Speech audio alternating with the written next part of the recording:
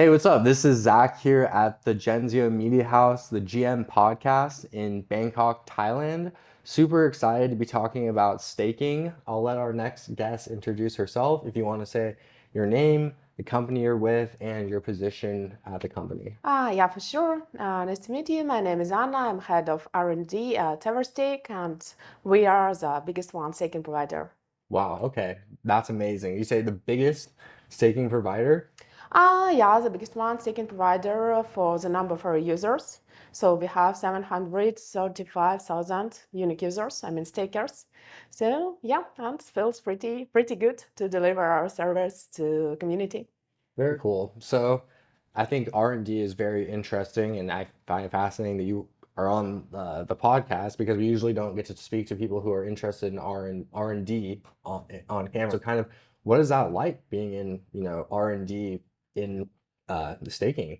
So it's pretty interesting because we are in R&D taking care of all the new projects that appear on the market. So we conducting our deep research, doing our modeling, project lifecycle modeling, economic modeling, and talk to the project team and decide if it's this project promising enough. So Everstake can join on an operational level as a validator, and support the project and deliver this service for staking to the community.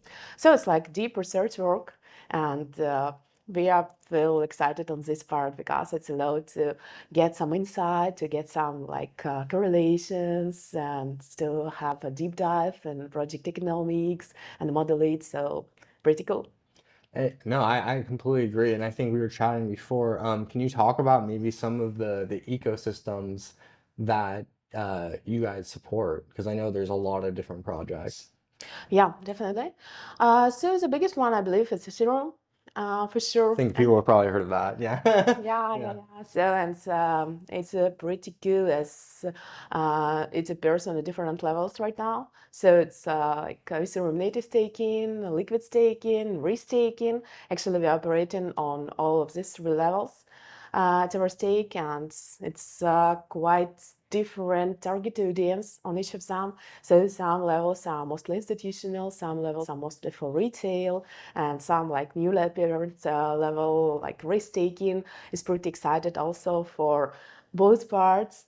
So we are deep inside on a database scientific level of researching and modeling that's the most like hot topics here. So what will be the APR for risk-taking, how the selection will work there, so how the service will work there for like end users, and what you can expect and what you can achieve. So this is the case for sure. Bull shark based projects feel pretty excited. So I mean, it's like Aptos, it's UE projects, newly appeared Aleo, very nice L1 project as well.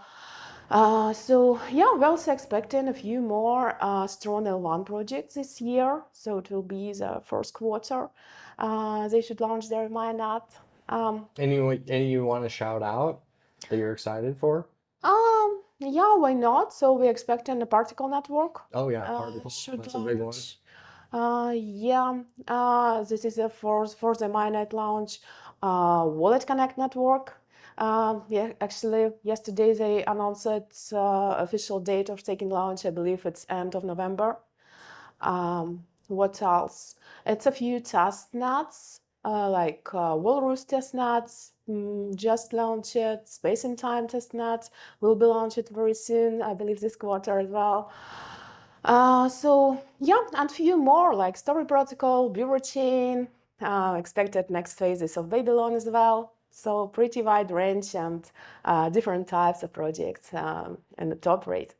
What do you think that people don't understand about staking? Like, what's a common misconception that you think you hear that people should know?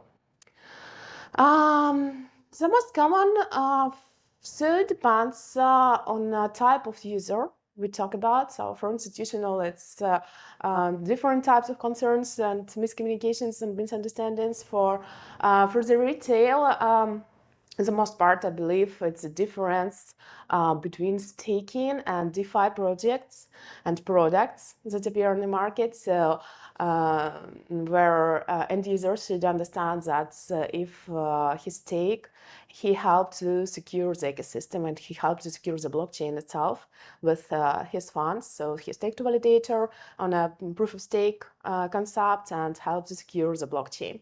And on a DeFi project, it's a different type of activity and like earning passive income. So it's like very different structure here. So it's like the most common, I guess. Which one would you say? I mean, it's probably odd. Which one would you say is safer? Like, why do you think? Because I think staking is much safer. I mean, and sort of securing the blockchain. Can you kind of explain that to people who maybe don't understand? Yeah, for sure. It's lead to the concept how proof of stake networks work itself. So it's a set of validators.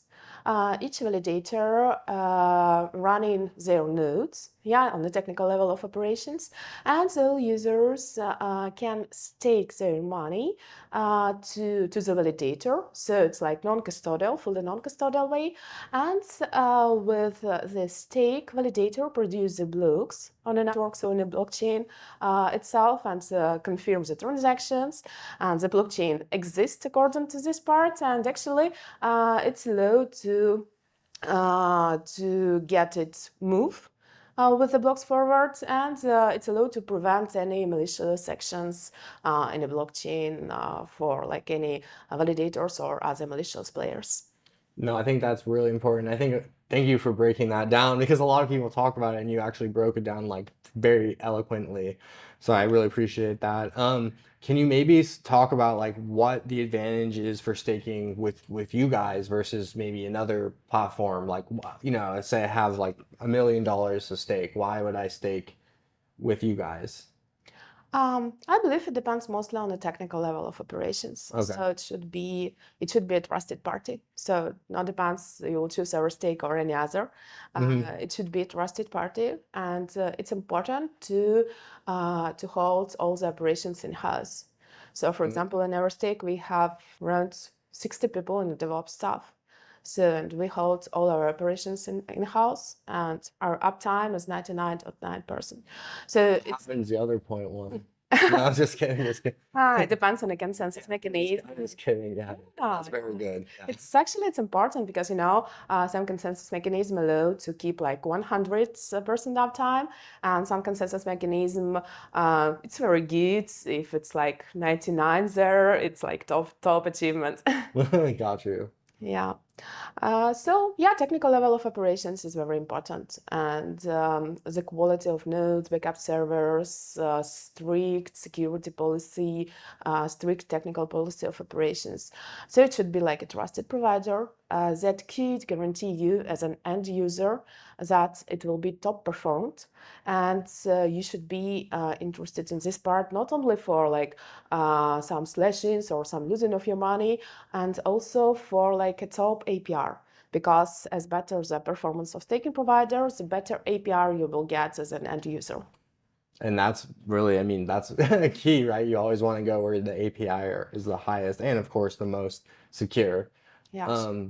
That's super interesting. What, I guess, for you with the market kind of like pumping right now, there's obviously a lot of new capital coming into crypto.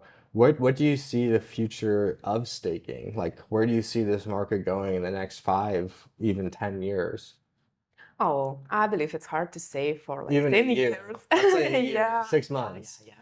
Yeah, so we actually predicting and conducting our market research in depth for like 1 year ahead. And yeah, we expecting some interesting trends coming on the market. So for sure, risk-taking will develop and we'll expand to other ecosystem. It will be not only Ethereum. We expect Solana ecosystem risk-taking quite on a high level. Also, it's like BTC.